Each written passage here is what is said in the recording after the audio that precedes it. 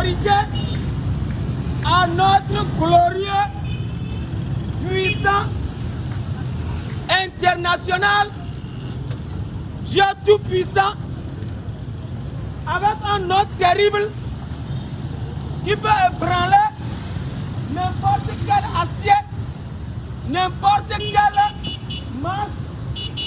Son nom c'est Jésus-Christ. Amen. L'Éternel, créateur de toutes les créatures. Alléluia. Amen. Alors, population de Atikoumé, il est vrai que le carrefour est rempli de bruit, mais nous sommes de passage. Et notre objectif, par rapport à notre escale à ce niveau, est lié à une inquiétude que nous venons de recevoir par rapport à ce quartier, à certaines personnes qui habitent ce quartier.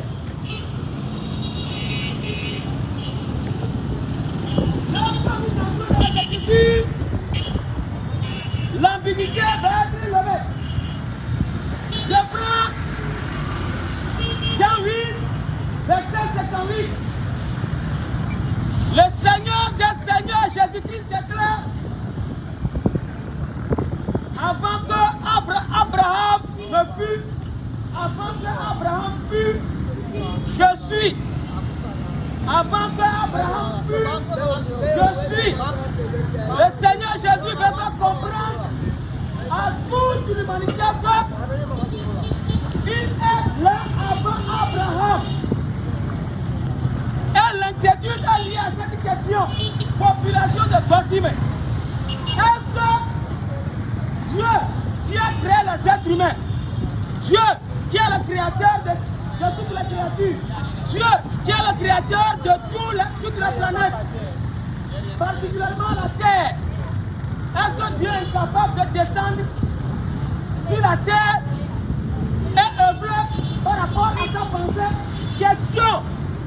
Est-ce que Dieu est incapable de descendre depuis le ciel de la terre pour un objectif précis? Question. Alléluia. Amen. Puisque nous sommes ici par rapport à la divinité de Jésus-Christ, ce n'est pas la première fois que Dieu est venu dans ce monde. Ce n'est pas la première fois que Dieu a emprunté un corps humain. Ce n'est pas la première fois que Dieu est venu dans ce monde pour un objectif précis. J'aimerais rappeler aux autres que dans Genèse 18, lorsque tu as ta Bible là-bas, ouvre un peu la Bible pour voir. Genèse 18, le verset 1 à 10. La Bible dit qu'Abraham était assis sur une chaise sous un palmier en train de prendre l'air. Et subitement, il y a 3 êtres humains qui se présentaient devant Abraham. Et dans le verset 10, on nous fait comprendre que l'un des 3 êtres humains a dit à Abraham, ta femme Sarah, qui est stérile, à la prochaine année, jour pour jour, ta femme Sarah va prendre entre ses mains un enfant. Et dans le verset 11, on nous fait comprendre que Sarah rit dans la tente. Sarah rit. Et dans le verset 13, on dit l'Éternel parla à Abraham. L'Éternel dit à Abraham que ta femme Sarah n'a pas cru à moi. Donc Dieu est venu physiquement chez Abraham. Dieu est venu physiquement chez Abraham. Et dans le verset 20 jusqu'à 26, on dit l'Éternel discutait avec Abraham et dit à Abraham la raison pour laquelle il est venu sur la terre. Et c'est pour détruire Sodome et Gomorrhe. C'est la pensée de l'Éternel. On dit l'Éternel dit à Abraham, non, je suis venu parce que le péché de Sodome et Gomorrhe est monté jusqu'au ciel. Et quels sont ces péchés que Sodome et Gomorrhe commettent? Ce sont les mêmes péchés que la population d'Antiquement commet aujourd'hui. Le vol, le viol, la pédophilie, le lesbianisme, l'homosexualisme, le meurtre, la sorcellerie, l'idolâtrie, l'escroquerie, le racatisme. C'est-à-dire, je parle d'un racateur. Comment dire les surfactures, ceux qui surfacturent les factures, des méchantes personnes, des hommes qui font sortir leur cesse, leur pénis et mettre dans la bouche des femmes. Et les femmes sucent leur pénis. Les femmes qui ouvrent leur entrejambe, les hommes lèchent leur entrejambe. Tous ces panoplies de péchés sont montés jusqu'à chez Dieu au ciel. Et c'est là où Dieu a décidé de venir dans ce monde pour pouvoir détruire Sodome et Gomorrhe. Alléluia. Amen. Alléluia. Amen. Alors, population d'Atikoumé, on ne peut pas comprendre en amont que Dieu est venu dans ce monde sous la forme humaine une fois au moins avant de revenir sous la forme encore humaine avec un nom précis, Jésus-Christ. Alléluia. Amen. C'est pourquoi la question que vous devez poser dans ce quartier, l'autre question que vous devez faire, c'est de demander à vous-même quelle est la raison qui a poussé Dieu à venir dans ce monde. Quand nous lisons Ésaïe 53, le verset 12, les raisons qui ont poussé Dieu à venir dans ce monde ont été relatées à ce niveau. Dieu vient dans ce monde pour nous libérer des péchés. Dieu vient dans ce monde pour nous rendre saints. Dieu vient dans ce monde pour nous libérer de la mort, de la malédiction. Dieu vient dans ce monde pour nous libérer de toutes les vices de ce monde. Alléluia. Amen. Ça veut dire que Dieu vient dans ce monde. Dans Ésaïe 53, verset 12, la Bible va comprendre que Dieu doit faire un sacrifice. Et c'est ce sacrifice qui va être un salut pour ceux qui croient en ce sacrifice. Alléluia. Amen. C'est pourquoi lorsque Dieu devait venir dans ce monde, il est passé par le canal d'un être humain appelé Marie, une femme vierge. Alléluia. Amen. Et quand Dieu, on a mis au monde Dieu, qu'on a appelé Jésus-Christ, j'ai remarqué dans Matthieu 2, verset 11, la parole de Dieu déclare que les philosophes astronomes ont quitté l'Orient pour venir se prosterner devant Jésus-Christ. Jésus étant bébé, Jésus étant nourrisson. Les philosophes sont venus se prosterner, ils se sont prosternés devant Jésus. Et la Bible dit dans Matthieu 2, verset 11, et que les mages se prosternèrent et adorèrent Jésus. Alléluia. Amen. Alors, quand Jésus dans le berceau, les mages se sont prosternés devant lui. Est-ce que toi, tu peux te prosterner devant un être humain? Question. Est-ce que l'homme est habilité à adorer un être humain? Question. L'homme ne peut pas adorer un être humain.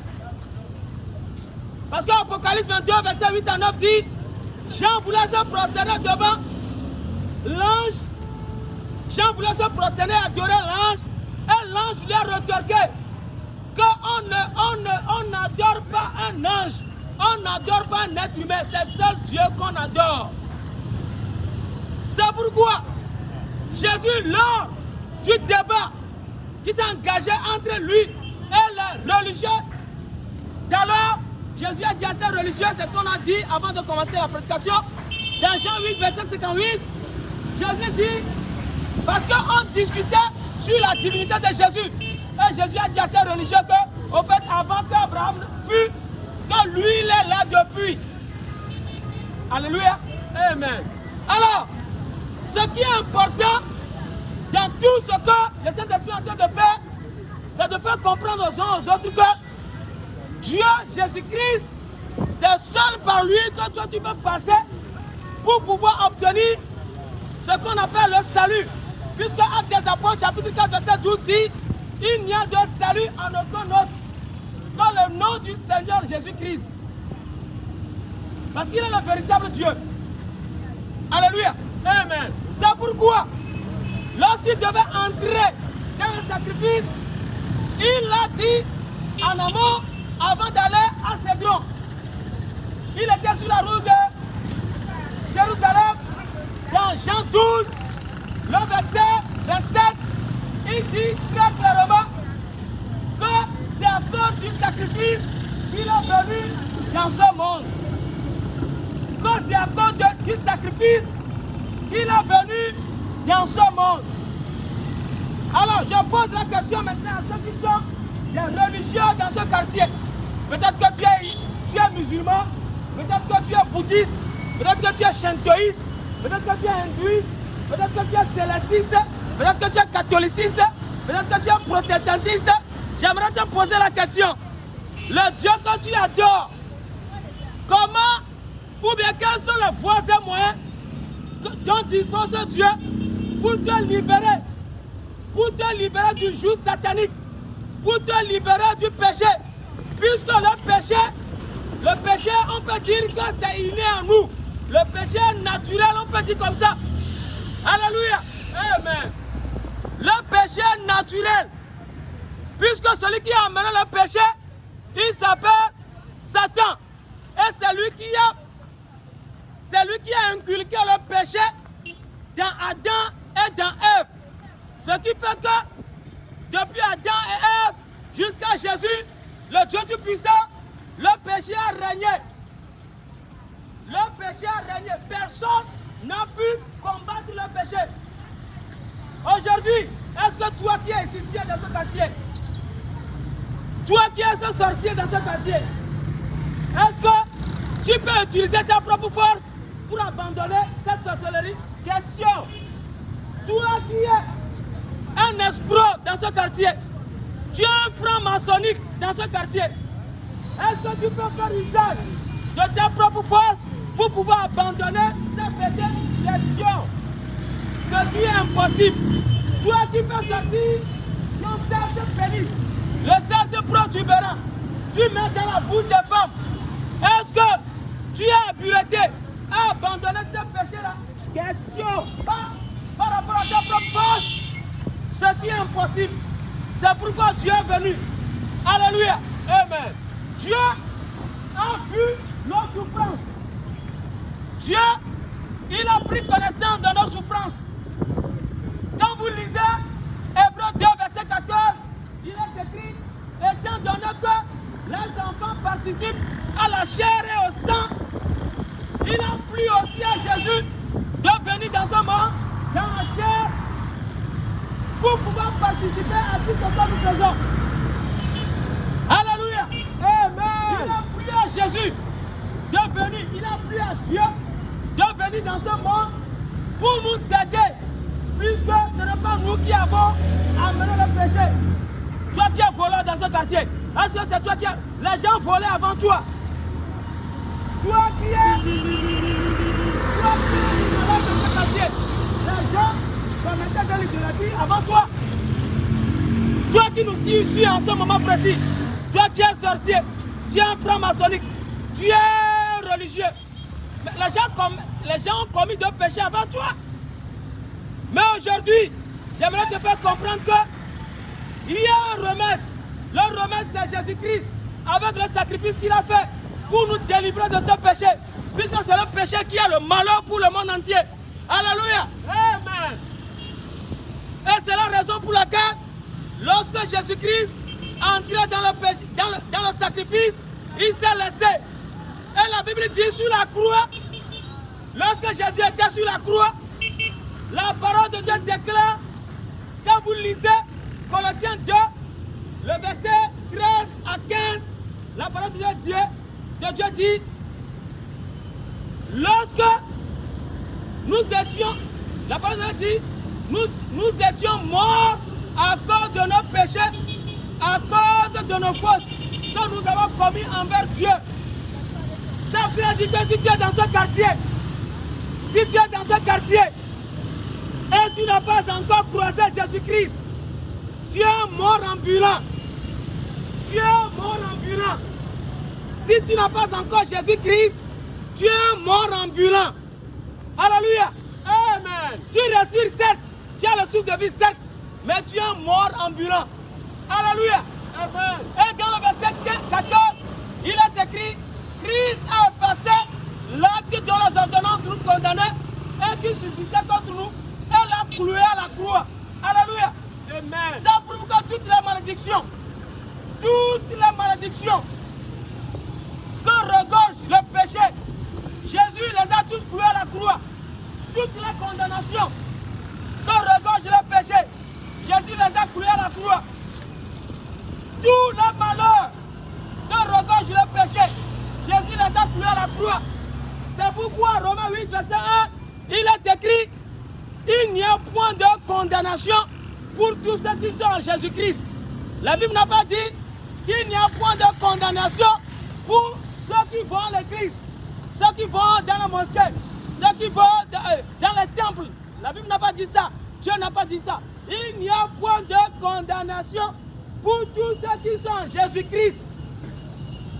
Alléluia. Amen. C'est pourquoi dans 2 Corinthiens chapitre 5, le verset 17, il est écrit, si quelqu'un est en Christ, il devient de facto une nouvelle créature.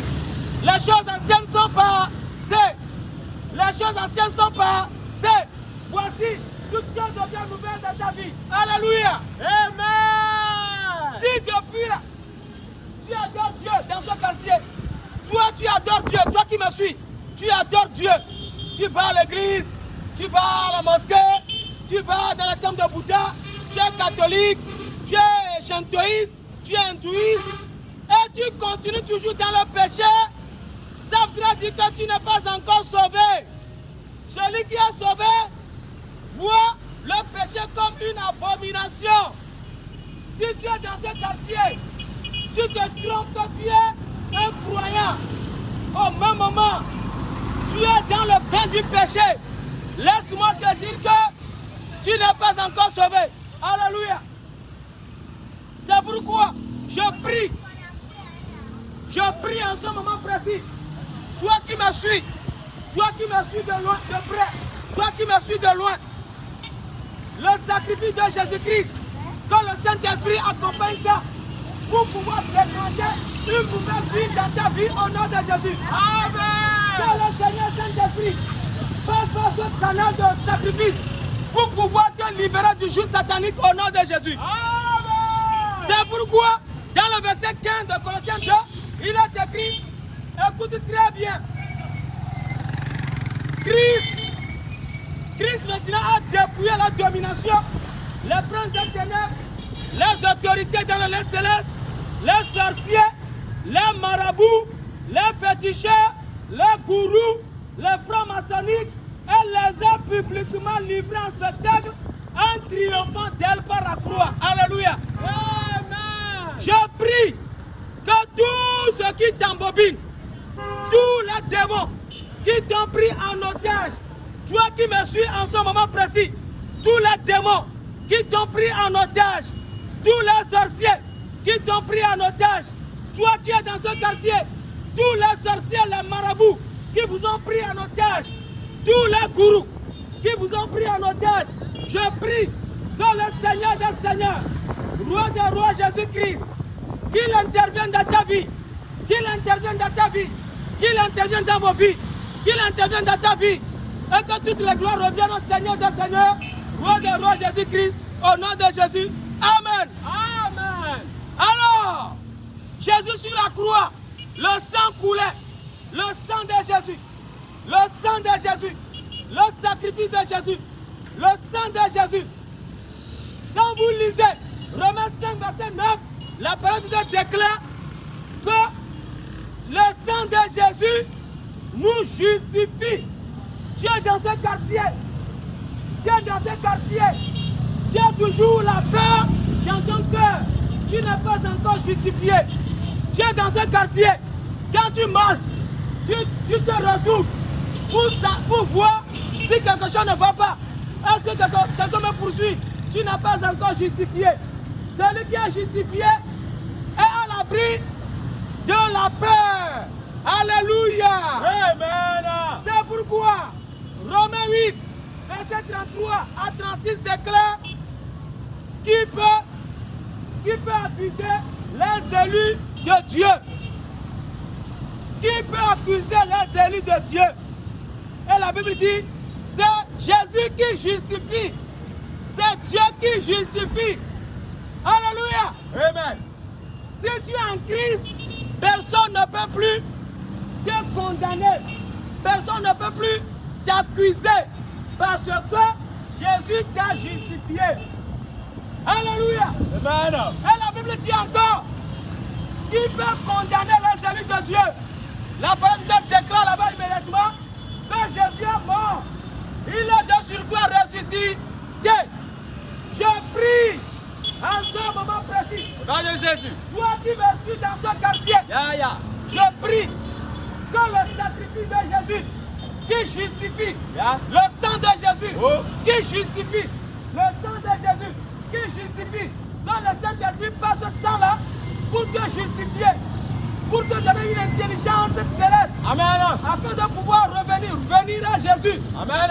et de pouvoir en Jésus comme étant Dieu qui a fait un sacrifice pour nous libérer du joug satanique au nom de Jésus. Amen. Dis Amen. Amen. Alléluia. Amen.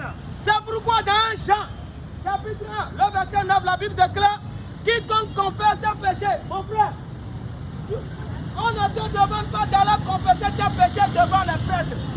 Les prêtres vont te prendre comme un terme pour leur culte.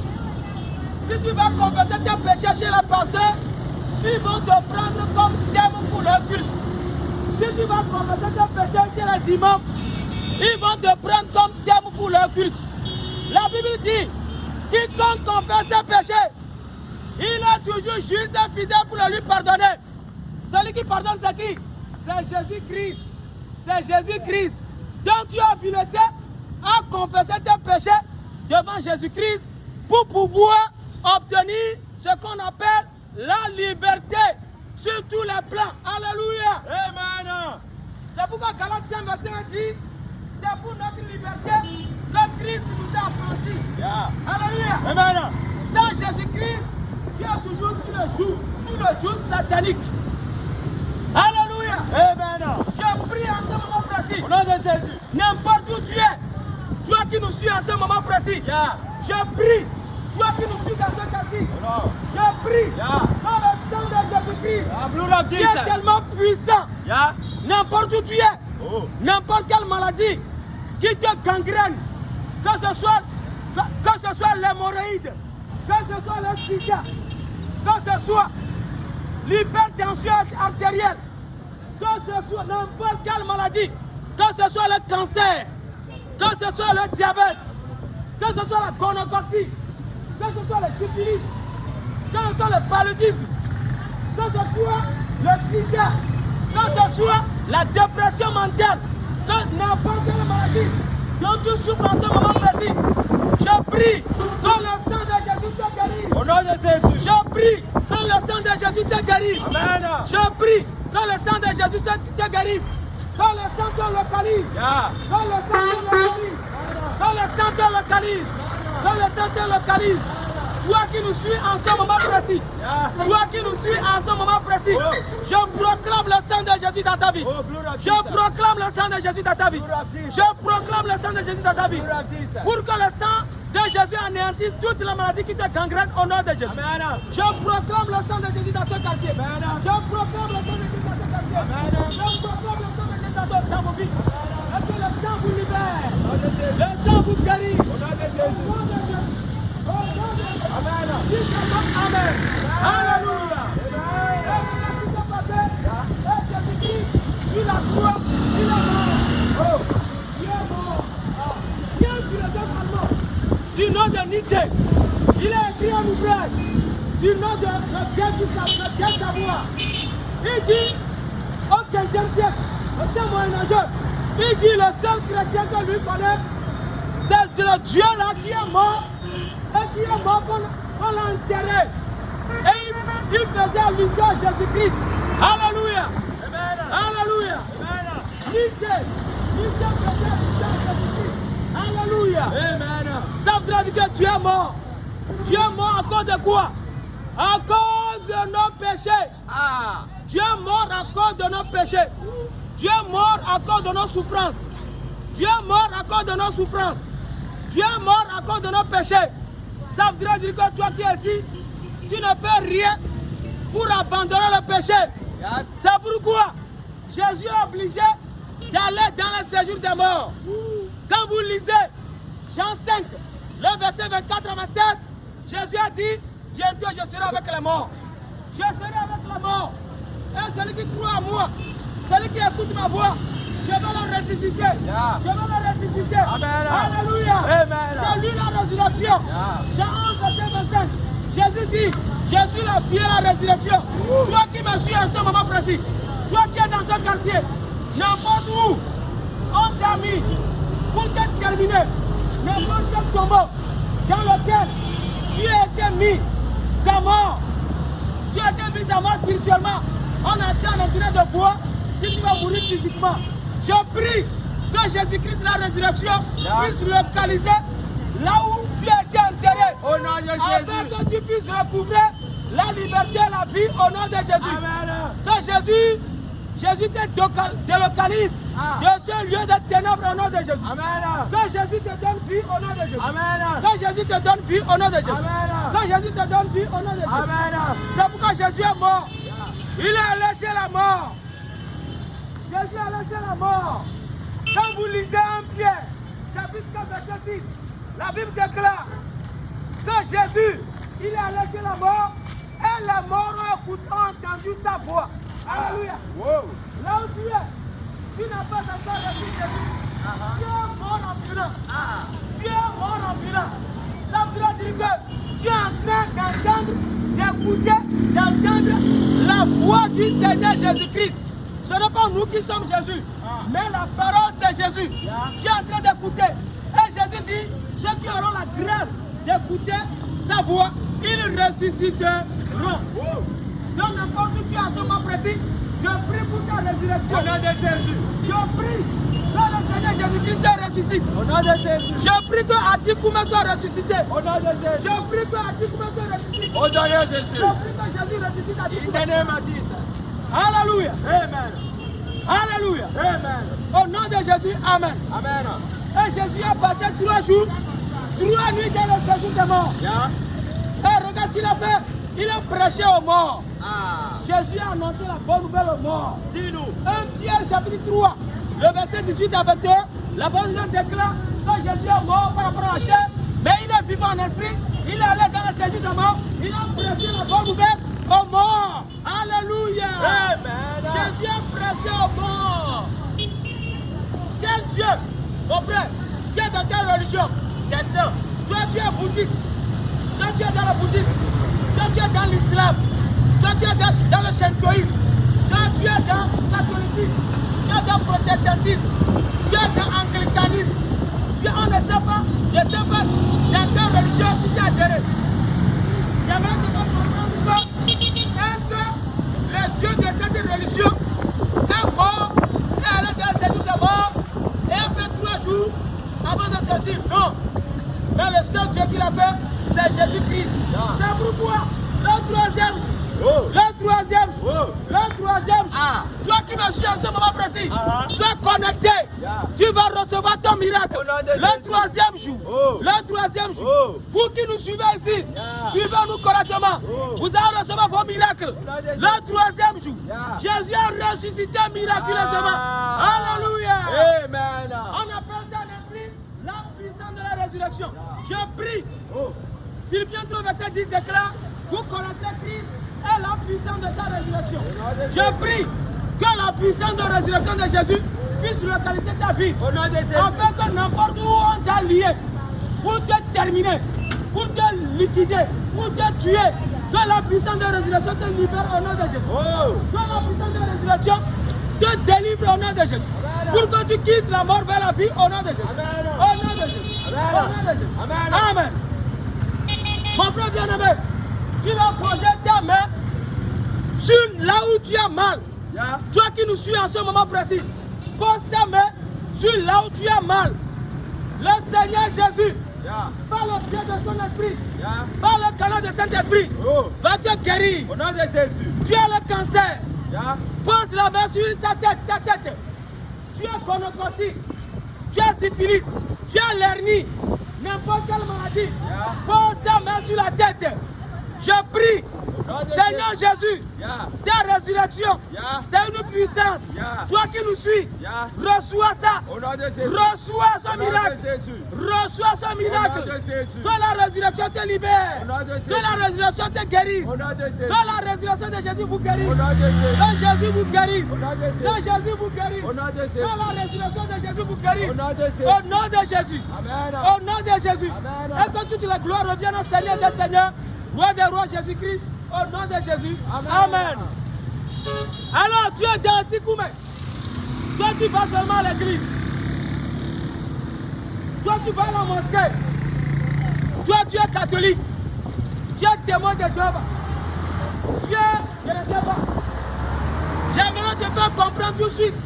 Toi qui nous suis, vous qui nous suivez dans ce quartier, que sans Jésus, sans Jésus-Christ, comme l'a dit dans Jean 15, le verset 5, Jésus dit, sans moi, vous ne pouvez rien faire. Amen. Sans Jésus, tu ne peux rien faire. C'est pourquoi tu vas fermer tes yeux là où tu es. Tu fermes tes yeux là où tu es. Et tu vas faire cette prière après moi. Alléluia. Amen. Tu dis seulement là où tu es. Seigneur Jésus, je crois que tu es mort pour mes péchés. Et tu es ressuscité pour me donner la vie éternelle. Je te reçois comme Seigneur, Sauveur et Dieu dans ma vie.